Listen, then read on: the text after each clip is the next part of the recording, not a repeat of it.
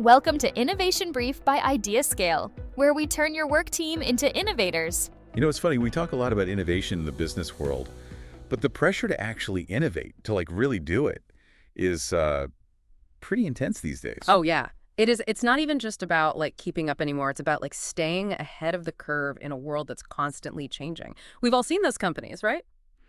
The ones with huge potential, but they just sort of stumble and fade. Remember, Quibi. Oh, Quibi, yeah. I mean, they had everything, resources, the Yeah. hype, the whole 9 yards. But they missed the mark They did. on that evolving landscape, of digital entertainment. Yeah, and I think that's a great segue into what we're diving deep into today, digital transformation. Yeah, and I think it's so important to approach digital transformation strategically, not just this frenzy to implement every shiny new tech gadget that pops up. You know what I mean? Yes. That's where a discovery-driven approach can really, really be valuable. Okay, so break it down for me. What does that actually look like? A discovery-driven approach to digital transformation. It's like a way of systematically navigating the complexities of digital change. And we've actually identified 5 key disciplines that can help leaders like you make it a success. 5 disciplines. Okay, lay it on me. What's number 1, and why is it so important? The very first one, and this is honestly where a lot of companies, they miss the mark, is defining success. I know it sounds super obvious, right? But you'd be surprised how many organizations just jump headfirst into digital initiatives without a clear picture of what success actually means for them. That's huge, though. I mean, it's like setting off on a road trip without knowing where you're going. You might end up somewhere, but is it the right place? Exactly, 100%. And defining success, it goes beyond those vague statements like, we need to be more digital, which we hear all the time. It's about getting down to brass tacks, asking those tough questions like, what specific problems are we trying to solve? What opportunities are we trying to grab? And how are we going to actually measure our progress along the way? So it's not just about the tech, it's about outcomes, right? What are we trying to achieve here? Yes, 100%. Do you have an example of a company that did this really well? Oh, absolutely. Think about Cove. The migraine app. Oh, yeah, I've heard of them. They saw a gap, in that traditional healthcare system. It wasn't really meeting the needs of migraine sufferers. And they created a digital solution to directly target that. And they've had amazing success. So that's a perfect example of, like you said, a clear definition of success can actually lead to real targeted innovation. I like that. Totally. So we've defined success. What's next? Right. What's discipline number 2 in this whole discovery-driven approach? So number 2 is all about understanding the from-to-I shift. And what I mean by that is being crystal clear about your current state, where you're at right now, and then your desired future state, right? Where do you want to be? And of course, those steps you got to take to actually bridge that gap. It's like building a roadmap for your whole digital journey. Okay, so define success, map the journey, I'm with you. But how do you measure progress along that journey? Are there certain, metrics that leaders should be really paying attention to? There are a ton, but one that we find super insightful is return on time invested, or ROTI. You're basically measuring how efficiently your people are generating revenue. So you're looking at the revenue generated per employee, and the higher that number, the better your return on the time your team is investing. That makes a lot of sense. But I'm always a fan of real-world examples. Is there a company that's used ROTI really well as a guiding metric? Oh, for sure. Let's talk about Walmart. Now, you might think of them as the classic brick and mortar retailer, but they've made some seriously impressive moves to improve their ROTI by going digital. Really? Walmart? Yeah. I mean, how did they, as this giant retailer, how they use digital transformation to boost that ROTI? What did they do? They basically recognized that they needed to evolve, right? Shift from a purely physical model to one that seamlessly integrates online and offline. This involved a ton of investment in e-commerce, getting that omni-channel fulfillment up and running, and they even acquired some digitally native brands like Jet.com. Oh, wow. And all these actions, they've helped Walmart compete more effectively, even against giants like Amazon. Okay, so even these established giants can adapt. That's a good takeaway for our listeners. Oh, yeah, definitely. But it seems like if businesses are evolving, so is the competitive landscape. Oh, absolutely. That's where our third discipline comes in, broadening the competitive landscape. Digital technologies have totally shaken things up. Barriers to entry are lower in so many industries, which means startups and disruptors can pop up overnight, and that can be a real challenge, even for those big established players. It's almost like the rules of the game have changed, and companies need to be super aware of who's coming onto the field. It is 100%. You got to be watching your back. So can you give us an example of this disruption, like what's happening out there in the wild, so to speak? Well, I think a great example is the rise of direct-to-consumer brands. Like, they've shaken up so many industries. We're talking clothes, beauty, mattresses, eyewear, you name it. They've figured out how to use digital channels to bypass those traditional middlemen and just go straight to the customer. So it's not just about who you've always competed with, right? You got to be looking out for these new players. Yeah, like they're coming at you from all angles. So as you're mapping out your digital transformation journey, you've got to think about those disruptors, right? 100%. What are the new companies in your industry? What crazy new business models are popping up? You got to ask yourself those questions because that's how you stay ahead of the curve, right? So much good stuff here, but there's got to be more, right? I mean, we've defined success, we've charted the course, we've scoped out the competition.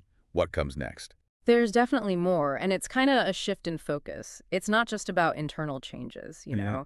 Digital transformation also has to look outward at how you connect with, well, everything around you. And that brings us to the fourth discipline, which we call cultivating the ecosystem. Okay, so when we say ecosystem, we're not actually talking about trees and squirrels, right? What does that mean in a business sense? You gotta know literal trees here.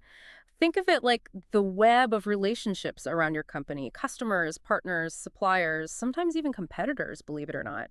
And digital tech has just made these connections way more vital. So kind of like getting out of your own little bubble and embracing a more, interconnected way of doing business. Exactly. No company's an island anymore, especially not in this digital world. Look at Disney, right? They've built this insanely powerful ecosystem by linking everything, their content, their parks, streaming, merch. It all works together. And that kind of creates a loyalty you just don't see everywhere. Okay, so Disney's got Mickey Mouse, they've got history. How can a regular company, without that, build up this awesome ecosystem? It starts with taking stock. Who are you already working with? Then, who could be a potential partner? Someone who helps you reach further, make your product better, get into new markets even. And don't be afraid to think beyond your usual industry. Some of the coolest partnerships, they come from places you'd never expect. So being open to collaboration is key.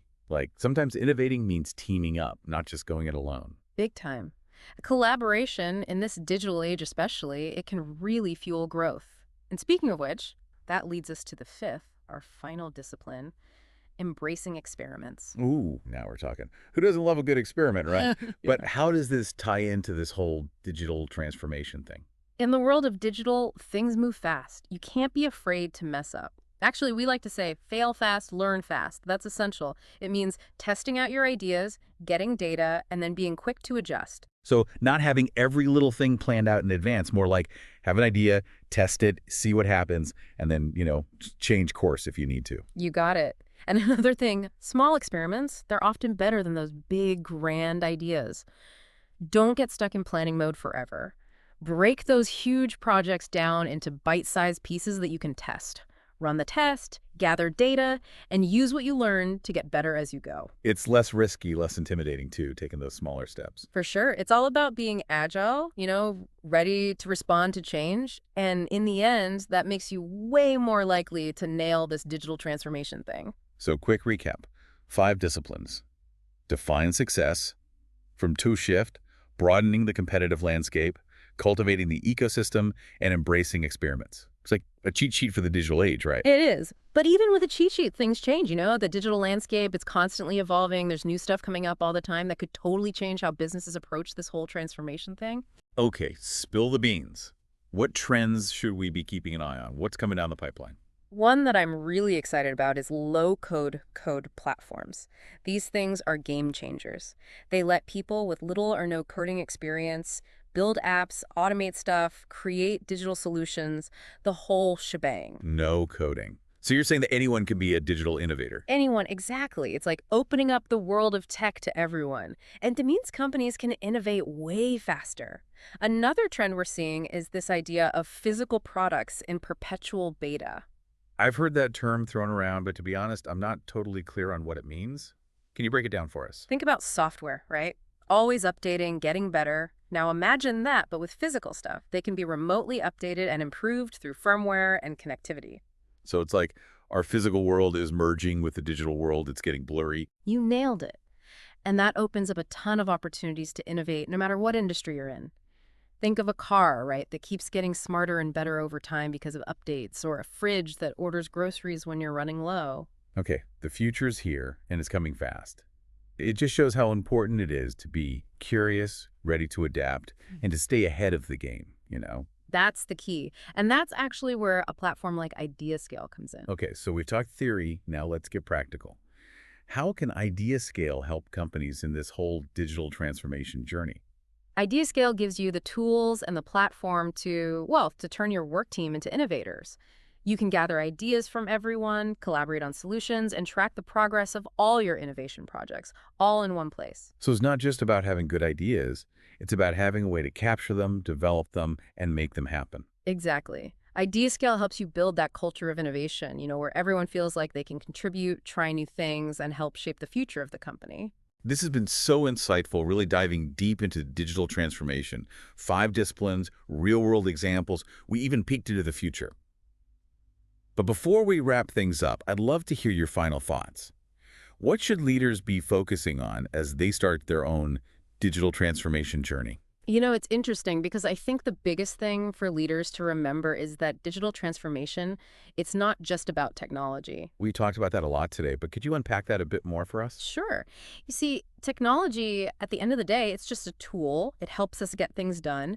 But the real magic, the thing that makes digital transformation work, is people. That makes a lot of sense. Mm-hmm. Because you could have the fanciest tech, the absolute best, but if your people aren't on board, if they don't feel like they can be part of the change, it's not going to work. Exactly, you hit the nail on the head. It's all about building a culture of innovation, a place where everyone feels like they can contribute, experiment, and be a part of shaping where the company's going.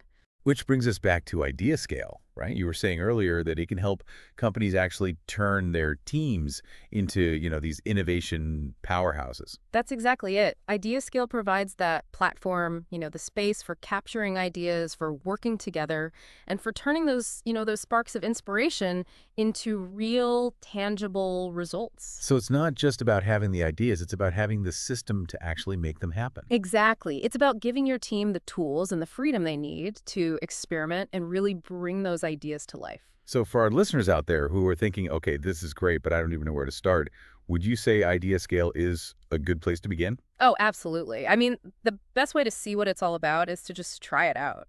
We always encourage people to book a demo. You can get a free trial at ideascale.com. That way you can really see firsthand how IdeaScale can help you turn your team into a force of innovators. Awesome. And don't forget, everyone, we've got new episodes of the Innovation Brief coming out every Tuesday and Friday. So make sure to hit that subscribe button and leave us a comment below. We love hearing from you. We really do, because we're all in this together, this whole digital transformation thing. And the more we share our insights and what we're learning, the better we'll all be able to navigate this crazy, exciting world. I love that. And before we sign off, I want to leave everyone with a final thought. In a world where the only thing that's constant is change, how can you create a culture of continuous learning and adaptation within your own organization? That's something to think about as you go on your own digital transformation journey. Until next time, everyone, keep innovating.